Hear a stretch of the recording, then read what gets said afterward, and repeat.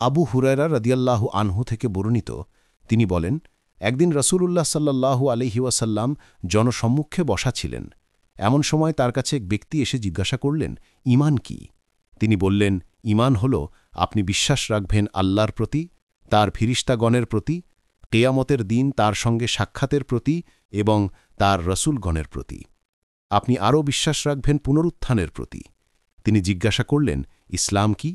তিনি বললেন, ইসলাম হল আপনি আল্লাহর ইবাদত করবেন এবং তার সঙ্গে শরিক করবেন না, সালাত কায়েম করবেন, ফরজ জাকাত আদায় করবেন এবং রমাদানের সাওম পালন করবেন। ওই ব্যক্তি জিজ্ঞাসা করলেন, ইহসান কি?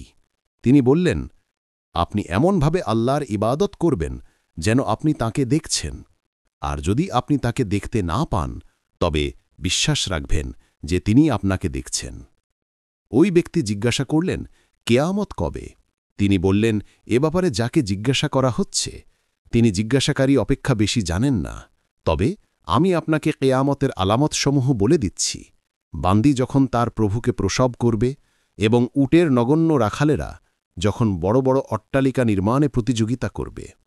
কেয়ামতের বিষয় সেই 5টি জিনিসের অন্তর্ভুক্ত যা আল্লাহ ছাড়া কেউ জানে না। এরপর রাসূলুল্লাহ সাল্লাল্লাহু আলাইহি ওয়াসাল্লাম এই আয়াতটি শেষ পর্যন্ত তিলাওয়াত করলেন। কেয়ামতের জ্ঞান কেবল আল্লাহরই নিকট।